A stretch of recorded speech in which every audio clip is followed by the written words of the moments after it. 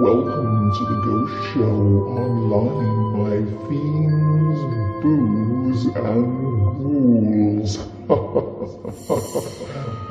Your hosts, Seika Groves, Rachel Benter, and Ian Russell will discuss all things paranormal. Prepare to be afraid.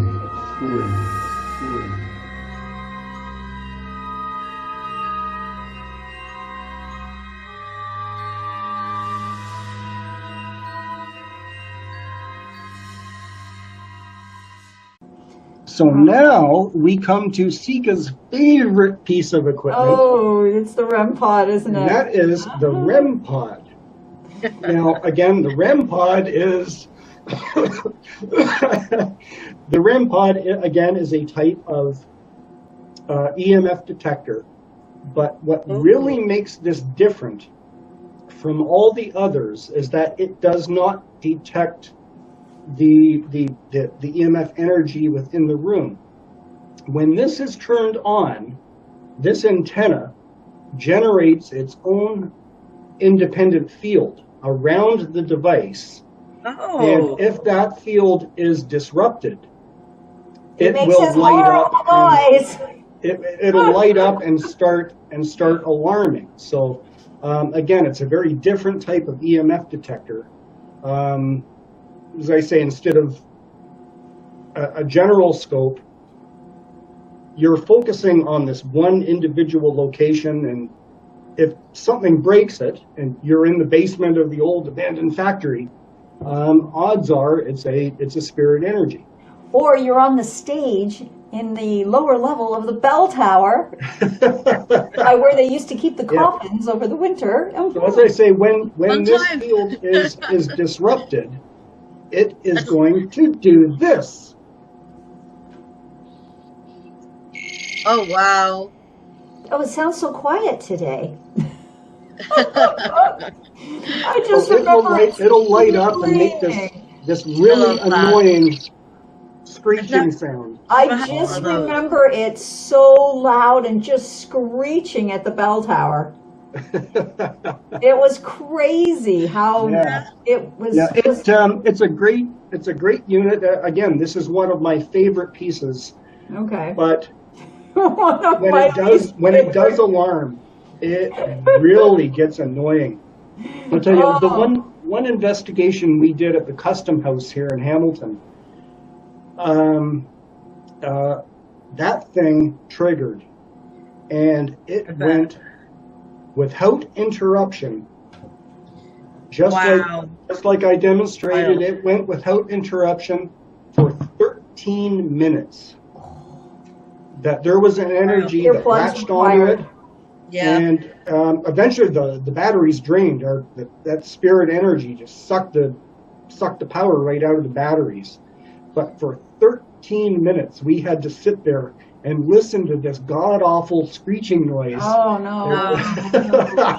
That's why I find, for me, it's very disruptive to my abilities of picking up on things. And it's not because it stops them. It's just the sound is so overbearing that it drowns everything else out. Right? But I do hear that it's like a lot of people like it, and they do use it. Distracting. And I guess the beauty of something like that is if you have multiples of those, you can set them up in various rooms and go away. And of course, if it triggers, then you're going to hear it. That's right. Throughout the space. Exactly. Right? Yeah. Okay, so next we have another type of EMF detector, and this one is really different. This one. Look at all these toys. Oh, it's Boo Buddy. It's the Boo Bear. Boo Buddy. Yeah. Boo Buddy. Cute little teddy bear. But he's more than just a teddy bear. I bet he is. This is filled with electronics. Yes. Wild. It lights up in the dark. It detects EMF disruptions. It detects temperature fluctuations. And also what it does is it's programmed that when you turn it on, every 30 seconds, it will ask a question to be used in conjunction with your digital recorders. Oh, And I'll tell you, I've been on an investigation with one of those, but I have been on an investigation. did they work? People ask me, I've had people ask me, what is the most expensive piece of equipment you've got? And, sometimes it's like, none of your business. But other times it's like, okay, you want to know what the most expensive piece of equipment we ever bought was? Is this guy. They're expensive. And overall, he's not that expensive, but I got this for Trudy at Christmas one year. And this was just before Christmas, like 2 days before Christmas. And using regular shipping, there was no way that this little guy was going to get here on time for Christmas. So I put in an expedite overnight shipping. Bought them from a place called Ghost Stop. Oh yes, in Florida. Oh. They seem to be I out had of to stock buy on this most little things. guy with American funds, obviously, because I was purchasing from an American company. The shipping wasn't in American funds.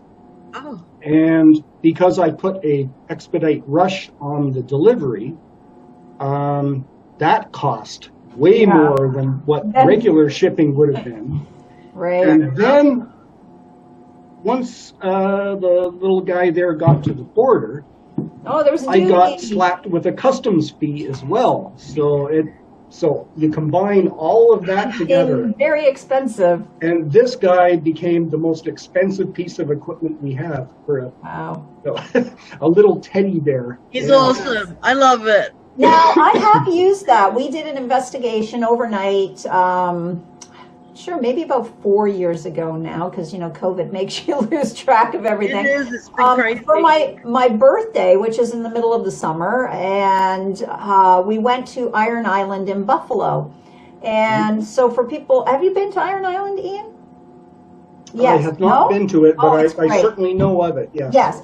So we rented the facility overnight, and we spent my birthday there doing an investigation. And so it was myself and my husband and another medium, and then a few other people who had booked some tickets to join in the fun. So we went there, and they had a Boo Buddy, and we set up. Now, Iron Island originally was an old church that had been converted into a funeral home, and it's now a museum. And the lady running it is lovely. She's really wonderful. And her son had passed away at a certain point, so some of his memorabilia is there, like some of the things she had from her son growing up. But also there's a lot of community stuff there, right? So there's a lot of bits and pieces of military attire, uniforms and medals and different things that people have donated over the years. And then there's lots of sort of local other artifacts in the museum. And so it was a really cool place. So in the one room where had all the military things, there was 4 wing-back chairs set up around a round table, so you can sit and, have a conversation. We put Boo Buddy in the middle of the table that night, and we sat in the chairs, and we turned Boo Buddy on. And we started asking questions and and in the first maybe about 4 minutes, it was just going insane. And I was thinking that, like all of this equipment, I'm not sure how much you can kind of trust it in the first few minutes that you turn it on, because it needs time to sort of run through its settings. Some of it does, yeah. Yes. Yeah. And so that happened, and I kind of thought that's what was going on. And we ended up getting up and moving around and doing some other things. But the other ladies stayed, and they did get some activity off of it, which was interesting. I found that it was kind of an interesting thing. They were asking very specific questions and then getting some response through Boo Buddy. So do you have any experience, let me ask you this, with something like an ovilus? Do you have an ovilus? Oh, you have one. See, now those I love. Right here. Yep. I love an ovilus. Yeah, it's a great little device. It is. For those who don't know what an ovulus is, Ovulus, that's what it's called. Ovulus. It's a device that it measures. How do I explain this? It's a talking dictionary, essentially. Well, it is, but that's how it works. Why it works is that it's believed that when spirits manifest, whether it's, and they say, you get the 10-degree temperature drop, you get cold spots, you get the static charge, the electromagnetic energy. The environment in that regard has shifted with the manifestation. This device is designed to acknowledge that disruption. And depending on what the disruption of the environment is, whether it's the static charge or the temperature drop or a big burst of energy, this device has a word database inside it, and it's programmed based on that environmental change to spit out a word. And I don't understand how spirits might know that when they do something in the environment, that this device is going to say a word that they wish to get across to you. I don't understand it, but I will say it does work, because I've had some very good results. That we've been in a location, we're trying to acquire the information as to what's behind the energy that we're investigating. In my case, specifically, it was the custom house and the little boy David that's there.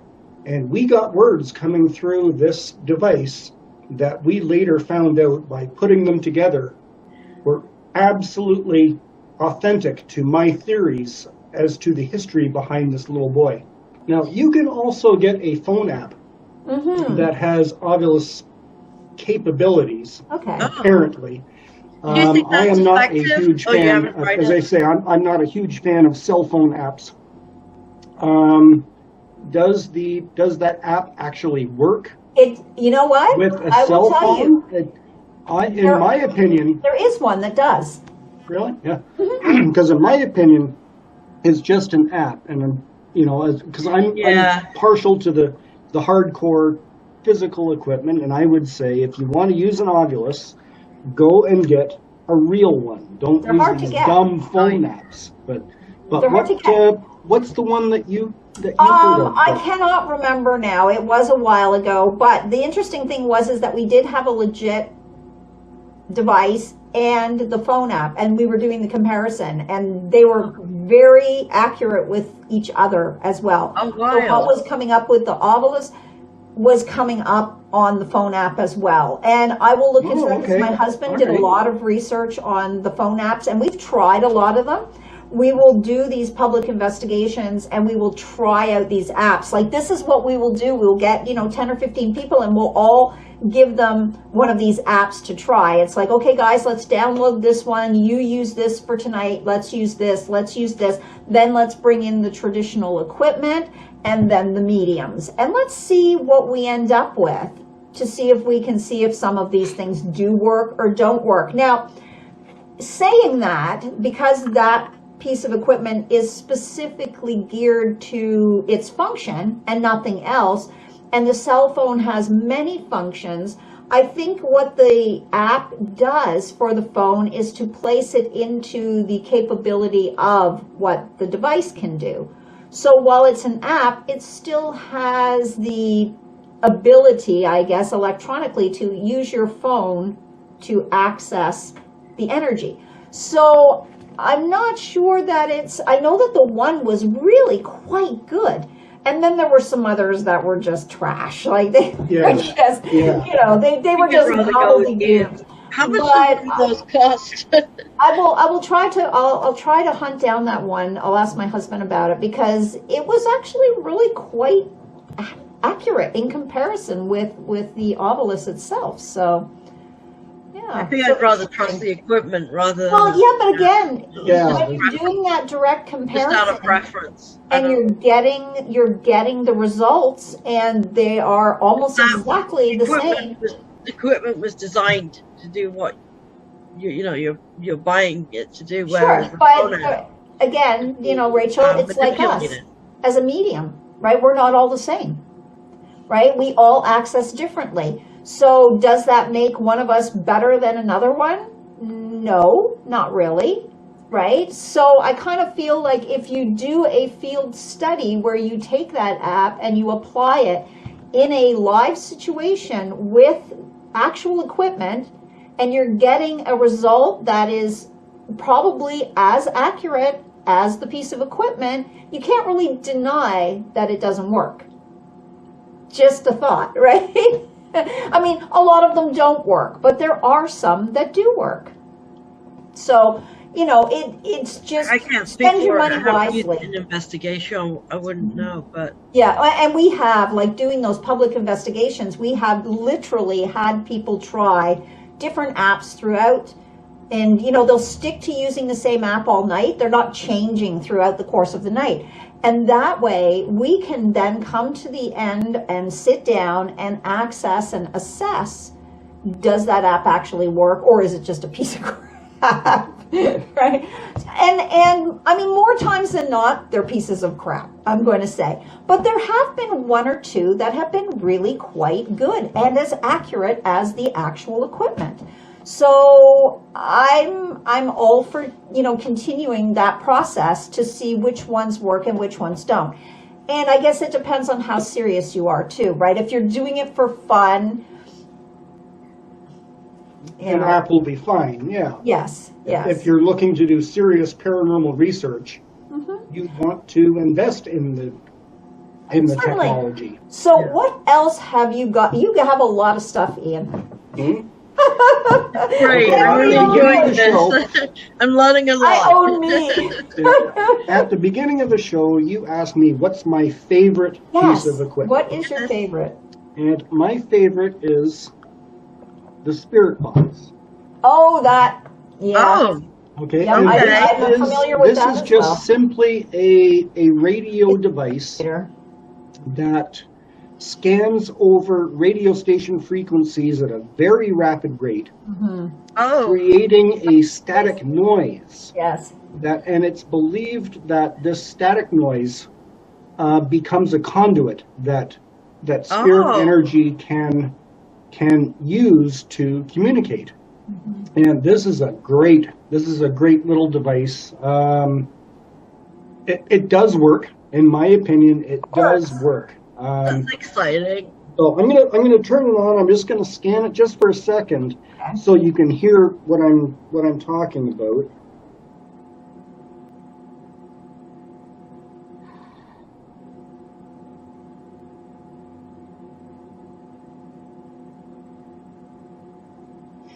And it scans AM stations. It scans AM or FM. You can choose. Oh, it does FM too? Nice. Yeah, you can choose, but this is what it does. It just makes this staticky. It's like It's near me. it's like that old movie Poltergeist from the 1980s, where I know the little girl is up at 1 o'clock in the morning and she's watching the television. And back then, when TV stations went off the air at night, Yeah, you got this static on the TV, and then she goes up to the TV and they're here, and this is the same idea of creating this static that Static. I've got some crazy stories about those, and I mean, I don't own one, but a friend of mine does, And we used it a number of times at our old shop location when we had the Spiritorium in Dundas. And I can tell you there was some insanity one night at a seance that we did with and now her box was really big, about yay big, right, at the time. Had sort of the radio piece, and then, that was just like a handle, like you would carry like your old, ghetto blaster. You put your cassettes or your CDs in. But it definitely, we got some really insane, crazy stuff that came through it. I mean, no, I've gotten some. As I say, this is my all-time favorite piece of equipment, and a lot of people think because it is a radio, right, that they think, oh well, what you're hearing is just radio interference come through, and it does happen. You can't eliminate the radio entirely. But the spirit voices over time, you get to be experienced as to, oh, that was radio. Mm-hmm. Oh no, that wasn't radio. Yes. And for example, a couple of years ago, before COVID hit, Trudy and I went to the Chippewa battlefield in Niagara Falls, and we did an investigation at the battlefield. And we were running the spirit box, and I asked the question, because we were getting stuff coming through, and I asked the question, I said, what side did you fight for? Did you fight for the British or for the Americans? Referring to the War of 1812 battle that took place there. And twice, two different voices through the spirit box said, American. Interesting. Now, there's no way that was radio interference. That's wild. That was a direct answer to my question. Just briefly, even when we used it that time at the shop, we had the sound of a squealing, squelching train grinding to a halt that came through the box. And while you would think, we hear that just from the stations going, through. No, this was like a train literally hammering on, like the brakes, screeching metal on metal. And it went on for a good 3 minutes straight. And as you may or may not be aware of, but I'm sure you are, and we know that the train that went off the rail there at Christmas time on Boxing, a lot of people died in that crash when those two trains did not pass on the tracks that they were supposed to, and they were on the same track. It was a pretty tragic event, but it was really interesting that the box had picked up that sound, and it was just so vivid and so loud. And it went on for so long. And we've also had in the same situation at the same night, we had a voice that was directly speaking through the box, and it got to the point where it was quite terrifying for people that were at the event with us, that we turned the box off, literally turned it off, and the voice was still coming through the box. Wild. Yeah. Wow. That's crazy. It was pretty crazy and pretty terrifying, and it was quite menacing. Yeah. It was one of those situations. But I mean, I have a great deal of awe for all of the gadgets out there. But again, I guess with some of them, like apps on your phone, there's ones that are much better than other ones. Yes? Yeah. So Ian, if you're, again, let's go back to like the first time person who hasn't bought anything. We kind of know now like a flashlight is really good. What would you say are the other things? The flashlight, the EMF? Well, as I say, every location is different. Sure, so that's hard to answer because for someone who's just getting started in this field, I don't know where you're going to go investigate. As I say, it's all different. A lot of this equipment is specific to locales. As I say, if you're at night in a dark basement, you want the stuff that lights up. Right. In daytime, that stuff is useless, so you want the other I stuff. felt like the it was high field personal meters. preference when I was Well, on a to paranormal say meeting. that, well, here's what I recommend. Okay, you know what I recommend, regardless of whether you use it day or night, Right. is the spirit box. Okay, the spirit box. Or what about Because it does light up. The LCD screen does light up for nighttime use. You can turn that light off during daytime use.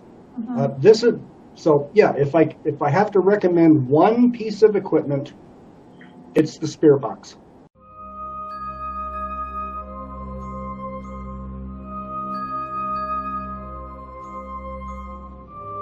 Thank you for watching The Ghost Show Online. Join your hosts again next week as they discuss more tales of the supernatural, the paranormal, and all things spectacular. See you soon.